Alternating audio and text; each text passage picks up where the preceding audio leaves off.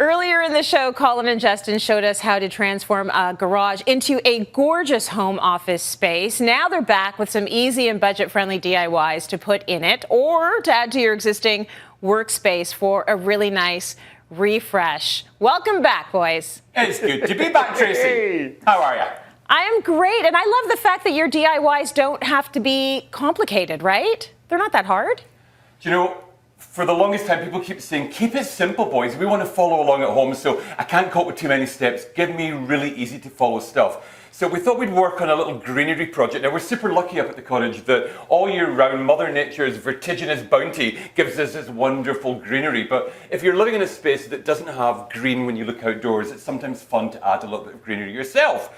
So, ever budget conscious, Tracy, I want to introduce you to this little Easter basket. Now, I'm not going to lie, it ain't going to win any beauty prizes. However, we're going to do a little bit of a transformation. Yes, we're going to turn this ugly duckling into a swan. First up, your best friend, white spray paint. It's super easy. Take off this little piece of issue at the front. This is like a little garter. I'm actually going to strap that around my thigh later on when you've gone home. Have a lot of fun. But no, get rid of the garter. Spray paint this completely white. Give it a few easy coats, leaving drying time between. And you'll turn that into this. Now, by itself, kind of okay. But with a trip to the dollar store, where we hooked up all of this really simple foliage for $1.50 a strand, we've stuffed the inside of this with loads and loads of foliage.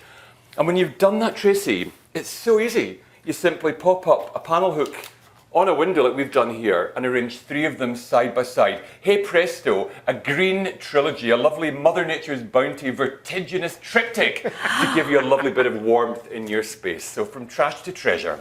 Now, Tracy, you know that actually one of the key things in any interior design is to have a conversation piece, something that really stands out. And if you just cast your eye over here, we are super wrapped with this little table here. Now, we actually picked up this fireworks munitions box secondhand. You know, it's something that we love, we've had for a long, long time, but we decided to turn it into a table. But rather than ruin an old vintage piece by screwing into it, we decided to make a subframe to make these legs and make it really happen. So the first thing you're going to do is you're going to measure your piece, get the dimensions of it, and then cut a piece of plyboard here. Now, this was a scrap that we had lying around, you know, so not having to spend a lot of money as well. But you're going to get a bit of plyboard like that. Now, this is a really cute little secret here. Justin loves this. It's very much a Justin thing.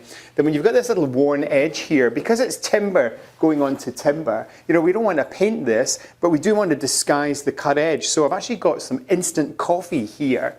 Ooh. And if you see there, we're actually going to just paste that over the end there. And what that does is it just takes away that very, very blonde edge, darkens it and gives it an immediate kind of vintage look. Now for the legs, I love this. These be, of course, do you recognize these? What are those from? What do you reckon?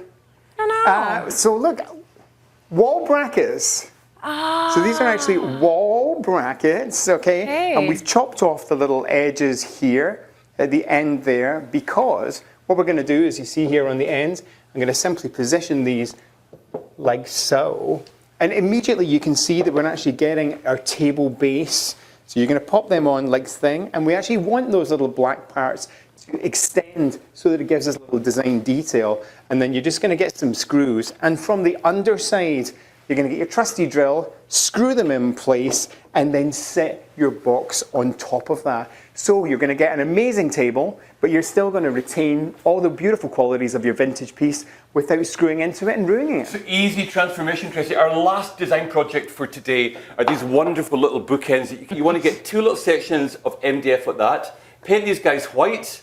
You want to take your glue gun, just like so, glue them together. And then when the glue's dried, give it a second coat because you might see some glue strands or some glue bumping in there. And then you've created that L section. Next stage, Colin, is, sir? The next stage is to go wild with the animals. Now look, we went to a dollar store. You can get these at the junk store. Raid your kids' toy cupboard. But we got some little farm animals. And because we're designers, we were like, okay, let's spray them out, make them look amazing. and then you pop them in place. And if you actually ping up that little one down there, That's you know, your if you finished glue guy. that all together, so what you actually do is make a pair of these so that your books can actually be sandwiched between them. Listen, I'm going to bring like all of my kids' Legos and see what you can make of that, because you do very good things with the old toys. You do I hear a great. challenge. I hear a challenge. Okay. I live for Lego, so bring it on. Thank you guys. Great ideas as always. Cheers, Tracy.